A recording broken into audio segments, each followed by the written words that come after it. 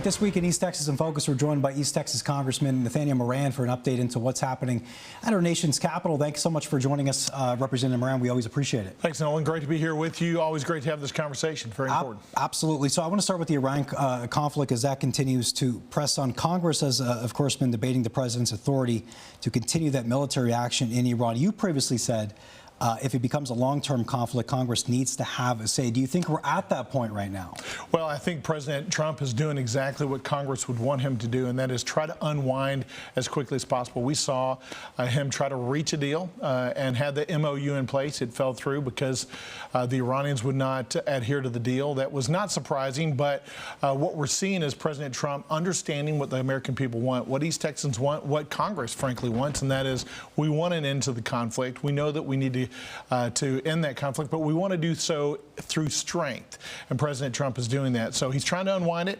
Iranians not cooperating, so there's having to be waves of strength regain itself in that region. But his ultimate goal is our ultimate goal, and that is let's end the conflict, let's reduce our gas prices, let's get back to domestic issues. Do you think diplomacy can actually end this conflict right now? I know they're working hard in the Trump administration. Or do you think what people have said before, Iran is trying to buy time to maybe rebuild that their nuclear capabilities, that program? Well, they're always going to do that. We've decimated their nuclear programs to the point where we've set them back decades, and that's really important. But their leadership has been consistent that they want to continue to pursue that, and that's unfortunate. We'd love to see a different direction from their leadership, but I don't think that that's possible. You cannot trust the Iranians, never have been able to trust the Iranian government. The people have been pushed down to a place where they have no freedom now, but the Iranian regime that's in charge, you can't trust them. So we know they're going to ultimately rebuild it. That is not an imminent threat anymore because of the strong action that President Trump took earlier this spring and this summer, and I supported that military action. I thought it was very important because of the imminency of their development of nuclear weapons. But we've set them back years. We've got to continue now to really kind of box them in where their people have a fighting chance internally to make their own sovereign decisions about their own future. If this conflict continues to go on months and months down the road, when do you think it's time to bring American forces home? When would be the end goal with that, where Congress needs to have a say? Yeah, you don't want to set a bright line because I've said before, it really is about the facts of the situation at the time. We know now, and we have known for some time, the intent of President Trump is to unwind that military action, to bring our folks back and focused on domestic issues. And so we don't want to continue the conflict, but sometimes it's a necessity to do that. But again, his goal is consistent with what a War Powers Act resolution goal would be, and that is let's unwind, let's reduce the conflict, let's get back to these other issues. I think gas prices right now in East Texas about $3.60 a gallon, actually in Texas as a whole. A lot of Texans are used to under $3 a gallon. Yeah. How much do gas prices continue to worry you, and do you think the Trump administration is doing everything they can possibly to make sure they come back down versus what they're at right now? Yeah, it's a tough nut to crack with the Iranian conflict, and that's the thing that's driving most of the increase in prices. We know that around the world, and so I know that he sees this and he understands this politically, especially going into the fall election season, that it's going to have an impact, and generally people vote their pocketbooks. So if we're rolling into the November election where we're going to have a tight election to determine who's going to carry the House of Representatives into the next 2 years. He's very cognizant of that, understands that he needs to make those gas prices come back down, and that means getting out of this Iranian conflict. I will say, though, when you look comparatively back to the Biden administration and see the prices that we had under the Biden administration, they were much higher. So we've enjoyed much lower prices through the President Trump's term and much lower inflation through President Trump's term because of the great economic policies he's put in place, because of the things we did in Congress through the Working Families Tax cuts. Those are measures that help everyday working Americans. Yeah, kind of on that, affordability continues, you talked a little bit about there, continues to be a big-time concern for a lot of families. What do you say to an East Texas family who's struggling with everything from electric, insurance, groceries, that they don't really know where to turn right now heading into next year of 2027. Yeah, a lot of that was because of the Biden-Harris administration and what they did. The inflation during that time, as most people remember, was double digit, and it just made the consumer price index soar for everyday working families. What we've done through our policies in Congress is we've rolled a lot of that back, and we've begun to bring that inflation significantly down with the work of the administration and Congress working in tandem together. Here's one thing I think most people should know about money back in their pockets. That working families tax cuts bill that we passed last year was significant in their tax returns this year. Americans are getting higher tax returns. They're paying lower taxes as a result of that. They'll pay even less taxes next year as a result of what we did in the working families tax cuts. You're seeing more families actually take advantage of the higher child tax credit, the permanent child tax credit that we put in place. And so I think that's real money back in their pocket that they can enjoy. A family of four in East Texas that makes $72,000 or less, most of those families paid no federal income tax at all as a result of the working families tax cuts and what we did to preserve that standard deduction that's above $30,000 now for a married couple, which would have been eviscerated had the Democrats had their way. Everybody's kind of hoping prices for this, prices for that will come down at some point, gas, food, whatever. Can Americans realistically expect prices to return, I don't know, back like 2-3 years ago? Or is it kind of like simply to slow the rate at which prices might go up in the next couple of years? Yeah, well, a lot of the inflation was driven by government spending. When you look back under the Biden and Harris administration, that's what was driving a lot of the inflation.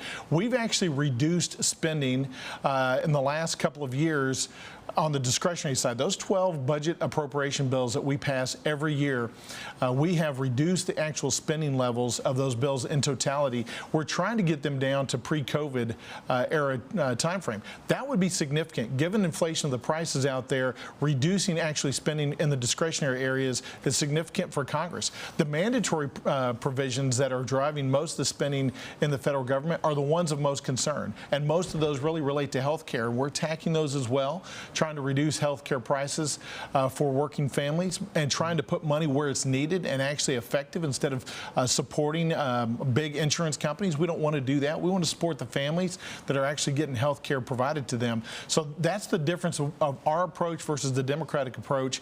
It is having a significant difference. It's brought down inflation. It's brought down prices, the growth of prices, but it's going to continue, I think, to slow even more so that real wages are actually increasing faster than the inflation. That's what you want. You want to see real wages growing faster than the inflationary prices of the products people are buying. AI is a big topic here in Texas with those data centers really emerging right now. You've introduced legislation aimed at addressing the risk posed by AI. If people have not seen that, what specific problem are you trying to address with these bills, and what is it going to do for Americans if it would pass and become law? Yeah, proud to be a leader in Congress on the artificial intelligence issue. It's an issue that requires a lot of deep study, a lot of technicality, and that's something that's tough sometimes for Congress, but our office has leaned into it. We're working with both the industry, with the administration, with consumers to understand what the problems are. We've introduced two bills specifically that'll help consumers. The AI kill switch bill with Ted Lieu in California. It's a bipartisan piece of legislation that says, look, you got to have a kill switch. If that artificial intelligence model gets outside of the boundaries that it was intended to do, you got to have a human intervention that's capable of either curtailing that AI system and that AI model or killing it altogether. And then I have an AI Incident Reporting Act that I filed about a month ago that says, hey, we want to have a canary in the mine. Out there in the private sector, we want companies to have the responsibility, the legal responsibility to report when their systems get outside of their own control, can evade their own parameters, their sandbox, like we've seen with ChatGPT and OpenAI, and we've seen those incidences since I filed that bill that verify we need that, so that those companies in the private sector, when their AI systems run amok and it causes a national security issue or a public safety issue, they've got to report that to the Commerce Secretary, and then that secretary has to report it to Congress within a very short period of time so that we can take action if needed. With those data centers, a lot of people here in East Texas concerned about what they might do negatively, especially rural areas. Is there anything the federal government can do with these data centers emerging, not just here in Texas, but around the United States, to make sure we benefit, we don't just have the negative impacts, that we don't make a mistake bringing all these new data centers in, especially to Texas? Yeah, a whole lot of that is state law, and I was glad to see the governor call for an audit. I think it was last night that said, hey, we want to make sure that these AI companies that are coming in, building these data centers, that they are responsible corporate citizens. That's what we have been at the forefront of talking about is, if you are going to actually bring a data center into any part of Texas, you need to be a corporate, responsibly corporate citizen, and that means not increasing our water rates, not increasing our electricity rates, not draining our water or electricity resources, but coming with the technology that you are benefiting the local communities, not sucking from the local communities. So that's the message out there in the AI world is, and I think that these companies are getting the message that if they really want to build these data centers and they want to propel this technology, which by the way has a deep national security interest, we need to see that. We've got to beat China in this AI race. There's no question about it. Getting to artificial superintelligence and artificial general intelligence where these models become autonomous. It's inevitable one of these days. We have to beat China there. In order to do that, we have to have data centers, but these companies have to do it in a corporately responsible way so that the local communities are protected. What concerns are you hearing from East Texas right now the most?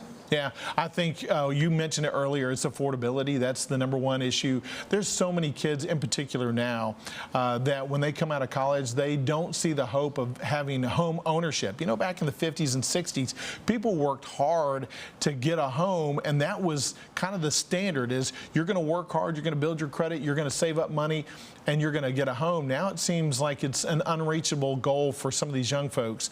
We just passed the 21st Century Road to Housing Act. That was a bill that came out of the financial services that became law just in the last couple of weeks, reduced regulatory burdens on building new homes, created a pathway for better affordability for homes.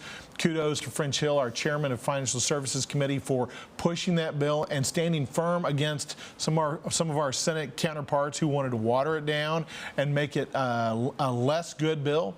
It is a consumer-friendly bill, but we've got to do more. We know that tariffs and our trade policy right now are driving up some of the inputs. I'm a low tariff, no tariff kind of guy. I've said that several times that I like free trade. I like fair trade too, and on the short end, getting better deals with the Europeans and our Asian partners has worked out, and it has. It's gotten us better trade deals, but we need to lower tariffs because ultimately that tariff is a tax that the consumer pays, and we're seeing that through inputs, particularly in wood for our housing.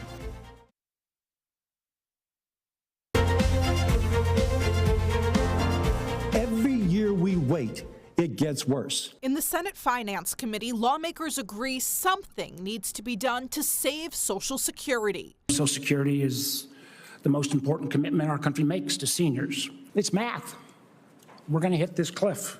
If nothing changes in 6 years, retirees will see their benefits cut. On this issue, on Social Security, the American people are very united and very clear about what they want. Protect and strengthen Social Security without cutting the benefits Americans have earned through a lifetime of work. How to do that is up for debate. It's actually not complicated. You actually make people who are making huge amounts of income pay the same Social Security taxes as everybody else, all the way up the rest of their income. The fixing it is not going to be taxing the crap out of high earners who create all the jobs and prosperity in this country. The senators are considering creating a special commission to work on the issue, but that too faces opposition. The commission that's being discussed would smuggle in benefit cut plans with minimal public scrutiny or debate. To have it mischaracterized and misrepresented as Republicans cutting things is false.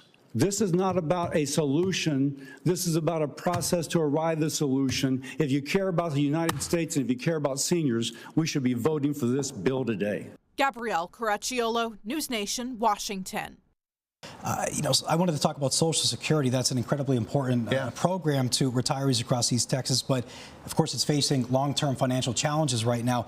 What do you tell East Texans who are worried that they might not have it when they're older, or maybe their kids? And is there any changes you want to see to the program years down the road, which is not too far? Yeah, it's not too far. Here's what I would say is by 2033 at the latest, if we do nothing in Congress, then people who are currently on Social Security at that time will see a 20 to 25% reduction in their benefits every month.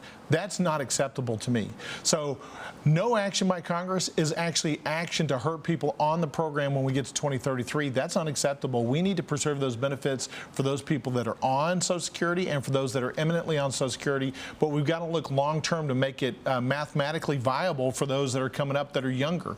And we know that if we do nothing, it's not mathematically viable for those folks. And in fact, the closer we get to 2033, the harder and the more expensive the solutions are. Now, here's what else I can tell you about that is there's no good solution to solving that mathematical problem. I could lay out 20 different knobs that we could turn to try to make it solvent, more solvent past 2033, and I can look at every one of those and say, well, I don't like that particular solution or knob to turn.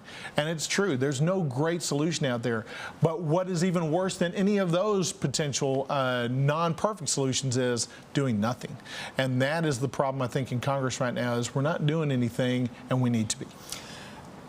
A lot of people think Washington is chaotic. I would say, at least outsiders. Do you think Congress is performing the way it should right now, especially if people don't pay attention to Washington a lot? They turn on the TV and they see back and forth constantly from both sides.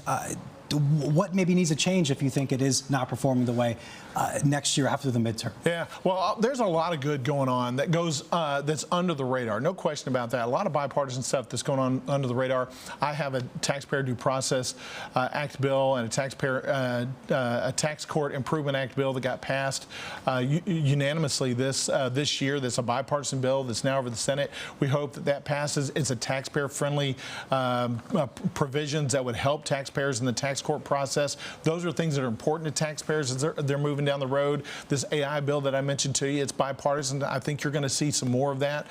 Just had a medical loss ratio bill just get through the Ways and Means Committee that I serve on, and it provides for more transparency for Medicare Advantage and where that money is going, whether or not it goes to patients or not. That was a bipartisan bill that got passed through Ways and Means. Those are really important bills, and there's a lot of them that's happening under the radar. But there is some stuff that's happening above the radar that is too contentious. Part of that's because we've got that very divided number. Well, right now we're at about 218, 212. We've got a few folks that are absent. We've got close votes every time you come to the House floor. Our founding fathers wanted incrementalism. They created this bicameral system of the House and the Senate that is sometimes very frustrating. It slows down the process, but it makes sure that all voices are heard. The other frustrating part sometimes for me is I've got to remember that the things that I want out of East Texas, boy, if we were in charge, just East Texans, we'd have it fixed tomorrow. But I've got to deal with folks from California and from Washington State and from New York that represent different folks with different values, with different perspectives.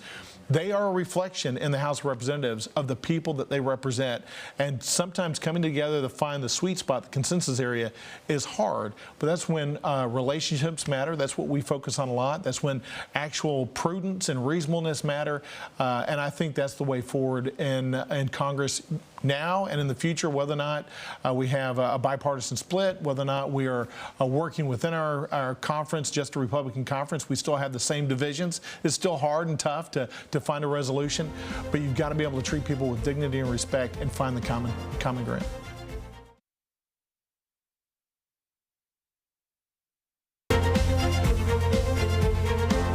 You're running for re-election this year, obviously. As you go back to voters across East Texas to get re-elected, what is the biggest issue you want to deliver results on moving forward next year if you are reelected, making sure East Texas voters can trust you?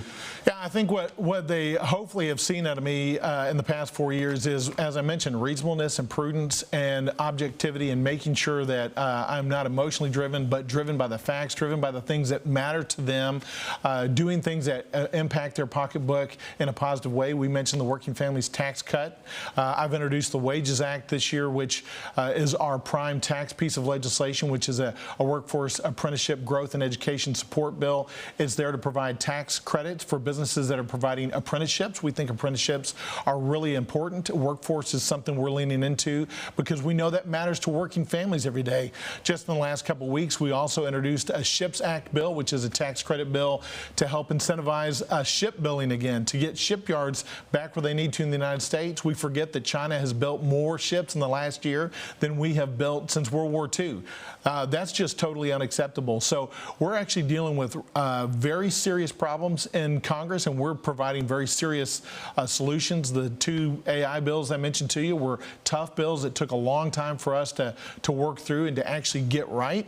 But we got them right because they need to matter. We don't want to just lay down a bill that gets a good headline but doesn't actually push things forward. We've also been working hard for foster care kids. I have a foster care bill that would help expand the Chafee voucher program so that foster kids, as they move from high school to college, have opportunity to find their life's dream, to follow the American dream. That means providing from $5,000 up to now $12,000 in vouchers so that they can actually get an education and get skills training and get a certification and push forward with their future. These kiddos that have had a tough road in the past need a hand up to be able to get that road going in the future. Proud to stand with our foster kids in that, want to continue to support them. And last thing I'm going to mention is we've been standing firm for religious freedom.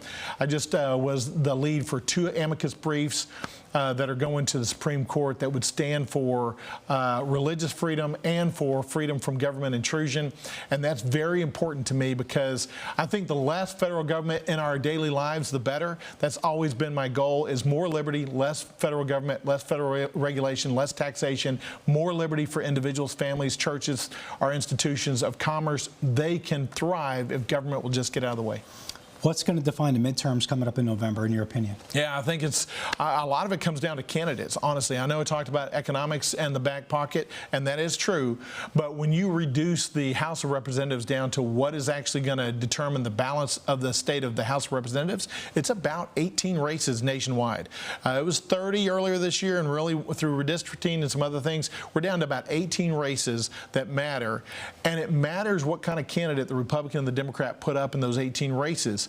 When you see what's happening on the Democratic side of the ledger right now, it doesn't bode well for them because they're not moderate Democrats. They're not even traditional liberal Democrats. They are far left socialists and communists.